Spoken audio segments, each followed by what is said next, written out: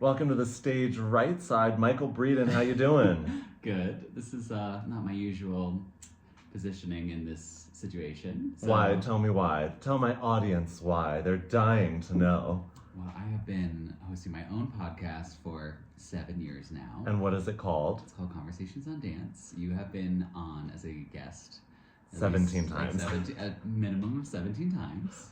So, yeah, I'm not usually in this position, but I think I actually prefer it over here. To be the interviewee. Yeah. Well, we are in Colorado, in Vail, Colorado, for the dance festival here, also known as the Vail Dance. What is it called? The Vail Dance Festival? Well, it used to be called the Vail International Dance Festival. Or was it Internet? Yeah, I know that's what it was. And now it's just the Vail Dance Festival. Vail Dance Festival. Yeah. We axed some of the We axed the foreigners. That ain't right. Well, that's, the American West. Oh God. Okay, so off to a great start. We're a week into this festival now, and I've never done this. I've never done an episode on tour, so this feels like the first in hopefully a string of many special episodes. I've only ever done this from the comfort and confines of my dressing room at the Met Opera, and then in COVID I did it from my depressing apartment. But let's not speak of that. How long have you been doing this for? My first season was in 2016. Uh-huh. And by season, I mean, like, I do 6 episodes here, like, every 4 years. Uh-huh. But you've had fun things. Didn't you have Alexei on? Oh, yeah. Yeah, and you asked him if he had ever done drag. Yes. I have some iconic one-liners with Alexei. Yeah. But the sound quality of my podcast is so awful. We were just discussing this this fine now, right? before. It would be ideal if we had our own microphones. Right. So right now, the setup is all of you fans of the stage Rightside out there. I have one microphone to catch 2 voices, which is just not it. So if you go to the show notes, I would love it if you'd make a little donation so I can upgrade my equipment and the sound quality and make it all fierce. A fierce sleigh. Okay, Michael Breeden, you're here in Vail with me. You are here because Michael's a retired dancer, but now is a stager of fabulous ballets by the likes of Alexei Ramonsky and Justin Peck. And he is here in the capacity of podcast host. Podcast girly. Podcast girly. We out here. And tell me a little bit about the beginnings of Conversations on Dance. Well, we started because Rebecca, my co-host, Rebecca King Ferraro, and I were both injured and a little bit bored. And she realized that at that point there were almost no dance podcasts because she was doing, PT exercises and stuff, and she wanted to listen to something that would entertain her, and she was like, it's so strange. So there's a hole in this very niche market, so we should try to fill that. And I mean, originally we were just talking, the 2 of us, and those early episodes are so dark. Are they still up? No, we changed platforms or something, Yeah. and so we could only take 300 episodes. We had 325 or 330. Wow. And so the 30 episodes just fell into the abyss. Oh my gosh, So prolific though. Yeah. So I used to be on a different podcasting platform as well, and then I was under an umbrella called like the Dance Network, something, or Podcast Dance Network. Oh yeah. Kimberly Falker runs it, and it was fabulous, and she would host the episodes and everything. But then I had new management, and they were like, we want you to start a new podcast that's like more serious. And I did that for a while. It was called Front Row, and it was very like NPR adjacent, me being like, well, when did you know that you were going to be a cat? And they'd be like, meow. And what are we into now? Now, What's our third thing? What's our third the third thing inclination? is going back to the original format of just Conversations on Dance. It's just your podcast with a different name. Oh God. And I don't have 300 episodes, thank God. It is. I mean, well, you must edit this yourself then. Yes. Yeah. So I don't have to do that. If I had to do that, I probably would not. There would not be. Who does that for Rebecca. you? Oh yeah, Rebecca the Queen. I have never touched an episode. I've actually, in fact, never listened to an episode. I know. I don't listen to mine either. I mean, who could? Yeah.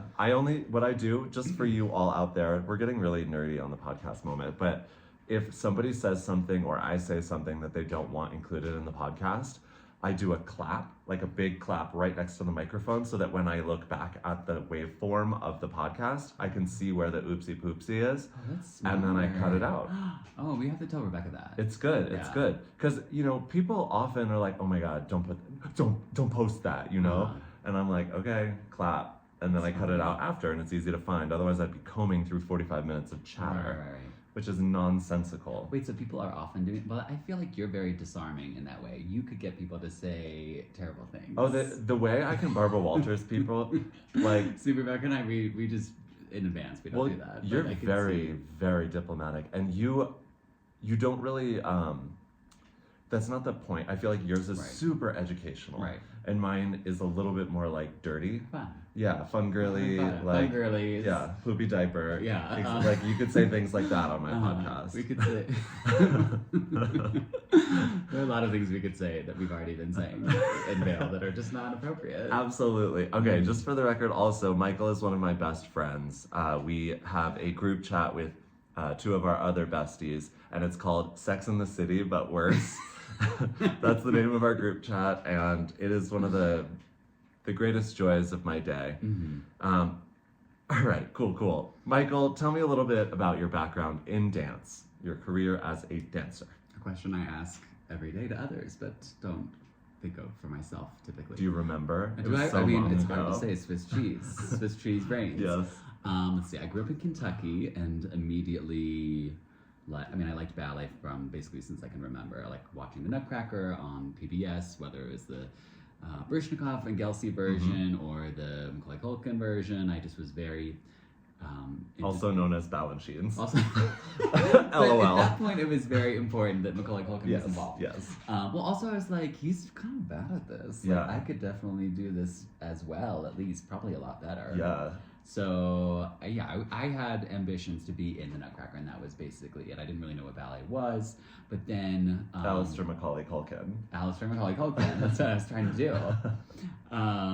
So then I did get into the Nutcracker, and from then on I was super obsessed. Like, I would put on productions with my friends, which someone recently pointed out to me later, it's like sort of like being a repetiteur. Like, almost as I was... Hold on, I'm going to interrupt you. What that For is. the folks out there, define repetiteur. Repetiteur is just a fancy French way of saying a stager. And what is that? Who teaches a ballet from scratch. So I am ostensibly an expert for this ballet. Whatever I've been tasked with so far, I've staged for Justin Peck mostly, and then I most recently did a ballet for Alexei Romansky. So they have a ballet that gets licensed. Let's say ABT wants to do Justin Peck ballet number 3, and then Justin says, Michael, can you stage that? I have to know everyone's part, but also theoretically how it's supposed to be danced, how it's supposed to be presented, and also things like lighting and costumes and tempi and all that. I should know everything about the ballet. Can we just talk about the plural of tempo being tempi? It cracks me up. Because we know tempi. Because we know a woman named Tempe. And she's great. Yeah. Shout out to Tempe. Tempi, also a fabulous dancer. Yes, What's excellent. his last name? Ostergren. Ostergren. I was going to try that. We used to dance with Tempe in Boston Ballet. So Michael and I were in Boston Ballet when we were 18-year-old monsters. In the 80s. In 1908. We used to take a Conestoga to the studios every morning, led by 2 to 3 horses. The oxen were unavailable. I mean, in Boston, that's about what it was. So We had woolly mammoths. I mean, we're very old. I just had my 40th birthday here in Vail, actually. Happy birthday to... And it was really fun. I had like 14 hours of rehearsal, and then there was a performance, and we had drinks after. It was really nice. I think that cake was also intended for you too, but you were not there. Yeah, I wasn't even there for my cake. Oops. Because I was already at the bar. Cool. Okay, so, yes, we know you're a repetiteur. Tell me about your career as a dancer. So, I first joined Boston Ballet, where you were dancing already. I was in BB2 for 1 year. That's the apprentice company. And it was not an ideal fit for most anyone. It was, I love Boston Ballet. I think it's such a fabulous company, but it was not for me. And, I think Miko did me a solid by no longer retaining my services. And then I went to Miami City Ballet, which made much more sense, especially at that time, because I had trained at the School of American Ballet and wanted to dance balancing ballets. In Boston Ballet, I didn't dance any, and then the year that I came to Miami City Ballet, I danced at least probably half a dozen to 8 or something. And that was under Edward Villela? Yes, which I also think was a good fit because for me, I'm a short man, and Edward is a short man, and so he was used to seeing people outside of their box. You know? There's on this podcast, actually, there has been quite a bit of discourse regarding height. I had Jake Roxander on the podcast, and and we discussed, heightism in ballet and casting. Tell me about your experience being, 5'2" or whatever. Yeah. I am 5'2". No, actually, I'm 5'8", and I've never lied about that. Okay, congrats. I've never just added the extra. But people be doing that. I don't know why. It's very Grindr adjacent. Yeah, I don't lie on my Grindr either. Although Grindr doesn't update your age. Do you know that? No. You have to do that yourself. So maybe I'm lying. Oh, that's weird. Yeah, I might still be. I just round up so I look amazing. I'm 60 on my Grindr. Oh, I started telling people I'm 40. Just get it out of the way. That's nice. Yeah. Yeah, and then they're like, "Wow, you look so great." And I'm like, "Well, I know." Speaking of looking great, I'm in Colorado right now, so I'm wearing a cowboy hat. If you're listening to this podcast on the podcast apps or whatever, you can also watch it on YouTube, and you can see our 40-year-old wizened visages in cowboy hats on YouTube. So where were we? What were we talking about? We were talking about Grindr before Grindr. Oh, heightism. Okay, actually, I didn't really experience a lot of it. I feel like Miami City Ballet was a very short company, and I think that Edward always had a soft spot for short people, having had to deal with that himself. And a lot of the repertoire that I liked dancing, things like a different dimension number 15, or something that had like a more elegant flair to it, I wasn't not considered. Like, typically, maybe, I don't know, I didn't listen to your podcast with Jake, sorry. Me either. But I imagine someone like Jake, who has these like amazing virtuoso skills, like the most amazing virtuoso skills, could get pigeonholed because it's like if you're small and capable in that way, people just want to see that show, the fireworks, that you can pull off. But if you're little and can't do those things like me, it gets a little dicey. So, but I think that I was cast in things that I looked good in and felt natural for, and I didn't have to deal with that once I was in Miami City Ballet. Prior to that, well, certainly like at New York City Ballet, or at School of American Ballet, I always wanted to be at New York City Ballet, and they always told me that Peter was very fond of me and was interested in taking me, and then happened to be that my roommate got taken ahead of me. Like a year that. Who was your roommate? Troy Schumacher, who I also work for. Oh, I'm just dragging Troy. I know. Drag her. It's funny. Sometimes I think about this because it's like it was very painful in the moment. Of course, I can't imagine that disappointment. Especially someone that you like care about. Like winning. Yeah, you just want them to die. Yeah, he won actually. So the day of the week. I'm not putting him on blast a little bit. This is what the stage Rightside all about. I love Troy, but. So we were roommates, and we wanted to get into the company so badly, and Troy was just a real like go-getter. Like he was asking questions in class and went in the front, and the nose was brown. Yes. And so we both had another year after that. So I wasn't even thinking it was on the radar of anyone. But then when Troy got in early like that, it did feel like a death knell. Like that's it. That's like a short boy, and that's that opportunity's gone. Role filled. Yeah. But there was this thing called the Allegro, which is like a yearbook kind of thing that they give out at the workshop. But I had a nice photo in it, and Troy was like, "At least you have a beautiful photo in the Allegro. I don't." And I picked up that Allegro and I chucked it at his head. It's funny now. Oh my! I hope it wasn't like yearbook weight. No. It was. It was like Berenstein Bears. Yeah, like, it was not. I didn't hurt him. Okay. Oh, wow, the violence! I've never seen this violence in you. That was just a brief moment, but yeah, the rage exists. I tore down all of my I used to have this you have bulletin boards in the dorms, and I had all these photos up, and I ripped them off the wall. You had a mad scene. Yeah, I really was unwell as a teenager. Yeah. It's hard as a teenager. Yes, especially at the School of American Ballet. Yeah, I don't know if it was the school's fault. I loved my experience there, but then maybe we just, as students, we needed to be reined in a little bit more. We were...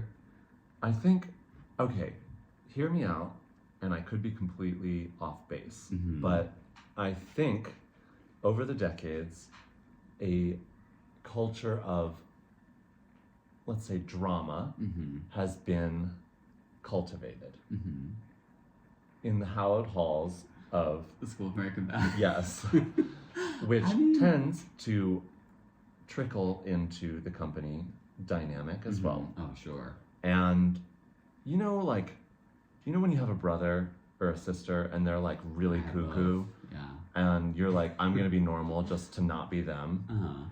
I feel like ABT is trying to be that in relationship to New York City Ballet. And I could be really like foot and mouth syndrome, but I've heard wild tales. Well, they know they're cuckoo. Like, that's... It's theatrical. Yeah. And we're the ones that have theater in the name. Yeah. Yeah. Oh. Yeah, I mean, you grow up doing those tutors, and maybe, you know. I didn't grow up doing them. I joined late, so now I'm like, can I do this? Are you casting us? I have done. Oh, yes. Yeah, Okay. I've done a couple. I don't know that I was Lilac good. Garden is my favorite. Haven't done that one. Oh, it's That one so is good. very, very gorgeous. I'm a Very, fan very of good. Tudor's work. Yeah, it's good. Okay, I'm gonna stop dragging the company dynamics. No, it's not even drag. It's just, but I'm just reflecting and thinking and wondering. Like, it's not like Peter. Sorry, Peter. I think it came from him because there was an attitude of like exceptionalism. Like he wanted people to feel like to know like, oh, we are the best, and New York City Ballet is the best, and kind of everything else is inferior. And so even if that's not told to us explicitly, it is implicit, and so that's why not getting to the company is so devastating, because you're just like, there is nothing else. Like, that's you've been it. drinking that Kool-Aid. Oof, yeah. But then again, at Full the same Jonestown. time, I was I was drinking the Kool-Aid, not even being involved in like ABT school or anything. Like as a child, for me, ABT was that pinnacle. Yeah. Like, and City Ballet wasn't really even on my radar, which is wild. Yeah, I had a weird way of getting there, because I wanted to be at ABT, but maybe SAB. Well, SAB had dorms. ABT did not. I mean, do they have that now? No. Well, Like, they for the have summer, like what do they do? for the summer. I think you just have to like Figure it out. figure it out. Like, I don't know. I feel like that's got to be socioeconomically problematic. Yes. Yeah. I don't prohibitive. know. I don't know what the situation is. So don't quote me on that. I will find out and probably forget about it. That was the situation in 1908 Yes. when we were attending It sure summer was. camp, so that is, I think, that was a deterrent for my family. I don't even know when I was considering ABT, what we were thinking of doing. And then I was like, okay, I'll go to SAB.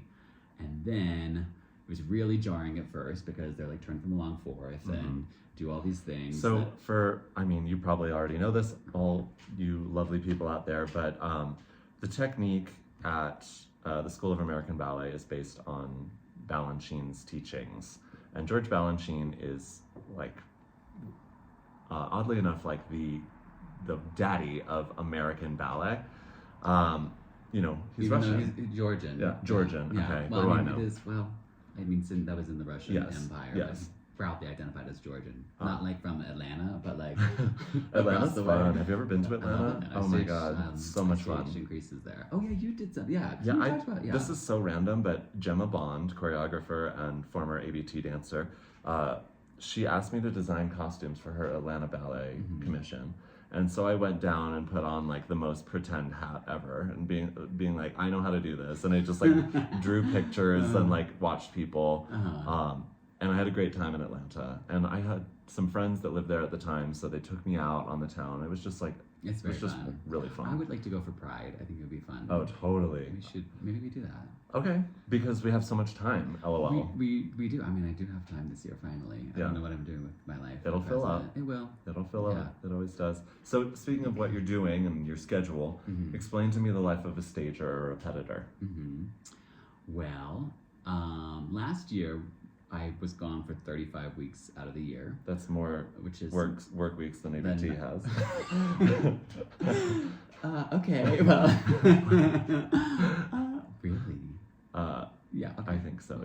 I think we have 36. Yeah, that's. Yeah. I feel like. But that's then they pretty add, standard. they tack weeks on for tours and things. So like, just everybody relax. Yeah.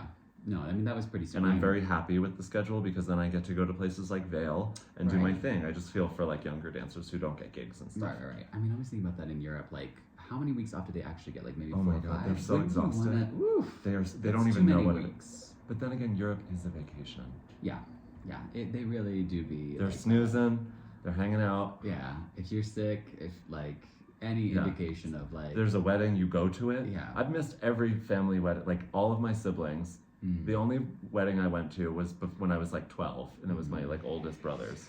I went to my sister's wedding in 2009, but the principal rehearsal director was mad at me for like months after. And This is so real. We are so real for this because it ain't right. It ain't Christian. Yeah, I mean, it was so silly because it was Don Q, which was I think it was our second or third time mounting this particular production. Your snaps and claps were missed. I mean, I was sort of like lead Secadia. So I was Secadia is like the first act, Spicy Fisherman Core Dance. Spicy Fisherman Core Dance, yeah. And we had, but I don't know, for some reason I was doing a lot of mime. Like they kind of condensed into like, just fierce lead peasant. Yes. But so I was just like, just leave this, like I didn't have an alternate, of course. And so I was just like, it's just one day and you leave the spot open and no one dies, But she was pretty, she was spicy about that choice. She wanted to be the lead peasant. She did not. I mean, I love her. It's complicated. I know. I Fraught. really love her. But yeah, we had some tough times. What were we talking about before this? Tell me about your experience teaching the Fairies Kiss, which is a sure. Rotmansky one-act full length. So in my 35 weeks away from New York, last year, 8 of them, or maybe it was 7, were in Amsterdam at the Dutch National Ballet. And this was my first time getting to stage for Alexei, who I worship. To me, he is the Balanchine of the 21st century, and J'agree. I've never felt more inspired as a dancer, having someone in the front of the room like that. Like, you just, every ounce of him emanates, like, genius and care and intelligence, and he's just, like, the most deeply wonderful artist, I think, that we have. So, when he DM'd me to ask me to do this ballet. Wow. Which was really wild. And it happened as I was reading his biography. Oh, yeah. I'm reading his biography, the Marina Har's bios, Yes. which is great. A boy from Kiev. Get it on all book platforms. Preferably not Amazon, maybe. Okay, you want to whatever. support them? I don't know. I have a Kindle. It's cheaper. I love my Kindle. Don't at me.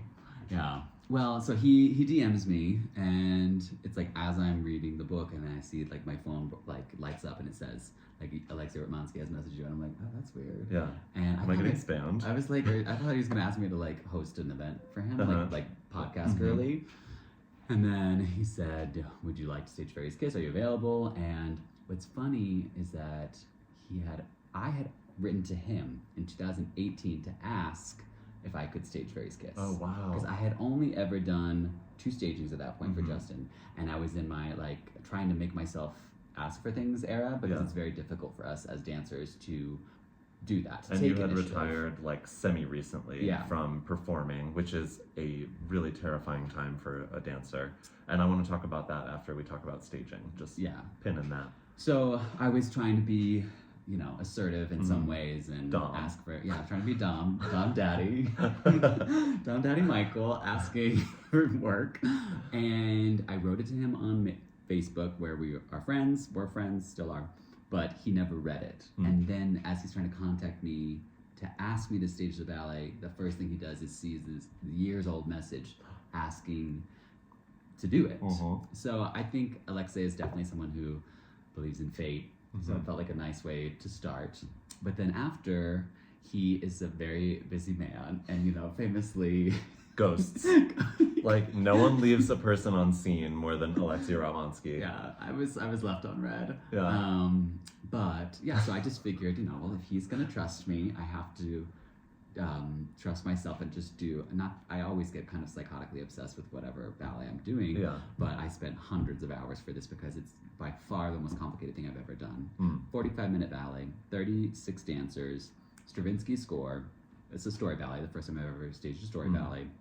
So, I'm just doing hundreds of hours of prep work, hoping that when I get there, I know what the hell I'm Yeah, doing. what did your roommate say? Scotty? Scotty's one of the Sex and the City but worse And he was gals. just like, "Are you still doing Fairies Kiss?" And then he would like try to sing the Stravinsky music, and then he tried to add lyrics to it, but couldn't come up with anything clever. So it's just like this very like abrasive Stravinsky music, and then Scotty goes, "Fairies Kiss, Fairies Kiss." Very Scotty coded. Yeah. He came to support me, which was nice. Yes. Yeah. But yeah, so I mean, and then I got there, and people were like, "How are you doing this by yourself?" And I was like, "I don't know." Because I have to. So That's the job. because God asked me to do it. The baby Jesus said, "Goo goo gaga, do it." Yeah, I'm not gonna question him. But it was. I didn't even strike me until I was there that some choreographers Have a team for have this. a team, and so something like this might typically include at least 2 people. I've done stages with 2 people. Wolfworks had Antoine Marican World's Best Stager Antoine. and Amanda Isles. Oh, Amanda's amazing. Yeah, she did Act 1 and 3, which are the ones that I did. I worked with her primarily. And, oh my gosh, she's lovely. I never worked with her though, so I'm blanking on her name. I apologize deeply. And they staged the crap out of that ballet. They nailed it. Well, Amanda is a choreologist. Yes. And that is a really crazy thing that I can't comprehend, but have the utmost respect for. She's a specialist in Benesh notation, I believe, which is a form of, okay, hear me out, folks. This is cuckoo boots. You know how music is written in, I don't know, music form? Got to me not knowing anything. Well, one can do this too with dance steps. And it is a very complicated, I don't know, you just really have to know what the hell you're doing. Otherwise it looks literally like hieroglyphs, ancient Sumerian. Yeah. But it's really impressive. And so Wolfworks is notated by Amanda Isles, and yeah. Yeah, I mean, Amanda, she worked with us in Miami City Ballet on a Carmen we did, and she just was very good at her job. Yeah. Very, very good at her job. And Antoine, I love. Antoine, Antoine was staging McGregor work while I was doing You're the Rabbit in Hong Kong. So cool. Yeah. Oh, do you want to stager hear a world would little be small. story about Wolfworks specifically? So I had I was going to be a different part in Wolfworks that I first was cast What was as. your other part? I was going to be like Uncle Richard or whatever. What's his name? Who's Uncle Richard? It's the husband, the nice husband of Clarissa. Oh, okay. Richard. Yeah, I Richard. added Uncle. Yeah, but So I was cast as Richard, and so I did a couple of days of rehearsal as Richard, and I was supposed to be in Act 2 as like one of the girlies, the Orlando act. And a couple days in, they had Herman scheduled to dance with Alexandra Ferry, icon, legend, star, both of them, and but Alex wasn't going to join us until Met season. We had this whole tour to Costa Mesa where we were going to tech and perform the ballet for 2 weeks, and they had Herman with Devin. And Devin's a tall woman, and Herman is a shorter man. Yeah. And this just made no sense. So they were like, okay, we're going to take you out of Uncle Richard, and we're going to put you down as Peter. So then I did not get to work with Antoine, and it's killing me that I can't remember her name. But I worked with Amanda, and she was so lovely, but she would crack me up. She would be like, she kept telling me that I was not like the type of dancer that should be doing Peter. She'd be like, you're just like too energetic, like you need to be like cooler. Like every rehearsal, she'd just be like, okay, it's good, but like you're just doing it completely wrong. And it became a joke between Devin and I, because like Devin would just be like perfect, flawless icon, and then Amanda would just like pull me over and be like, you know, it's just not Peter. It's just not Peter. It's just very English. It was so funny. So we'd have a chuckle about that. And then in the end, she was super happy with how it all went. But okay. Great. So tell me about your experience with Het National, also known as Dutch National. They were incredible. You know, this sort of acting is just very deep in their roots. It all made sense to them. Especially there's a dancer. I don't know. I'm not going to try to pronounce her last name, but we call her Anna T because there are multiple Annas. And it's just like when you teach her the mime, it's so wild to watch her communicate wordlessly, and then immediately take chances, and you know, it's so fun to watch. That's so opposite of any tradition that I am from. So it's really exciting to watch someone just take like a fish in water. Yeah. You know, to that sort of thing. Okay, we're gonna move on to another topic here. I want to talk about retirement as a dancer because, you know, I'm certainly not getting any younger and it's something I think about. I'm not retiring anytime soon, so like don't get any ideas, folks. I mean, I was youngish. I was 30.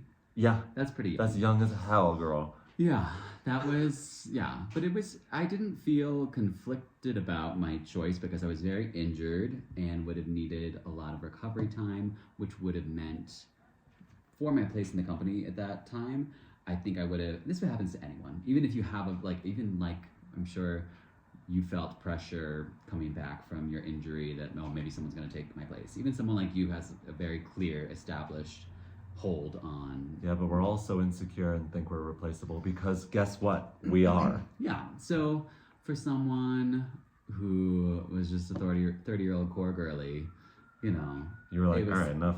Like enough it of was this. very easy for things that I had always done. It was very easy to imagine that I would no longer do them, and that just felt exhausting. And equally exhausting was the idea of going to a new company and trying to make it happen all over again. Totally.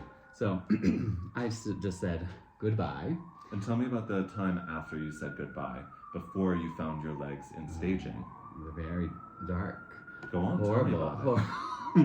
Horrible. I think I was feeling gaslit by everyone around me because a lot of us decided to retire. Hold on, we've got a siren. There's probably a cat in a tree somewhere. Yes. So how were people gaslighting you?